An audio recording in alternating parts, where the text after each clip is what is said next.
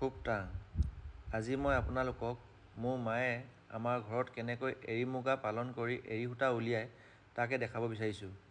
লগতে মোৰ মায়ে যিকণ ৰস থয় সেই ৰসকণ বহুত সোৱাদ হয় আৰু সেই ৰসখনৰ লগত আমি লেটা জুতি লওঁ। আপোনালোকে এই ভিডিঅ'টো চাই কেনে পালে জনাব। লাইক আৰু কমেণ্ট এটি কৰে যেন। ধন্যবাদ।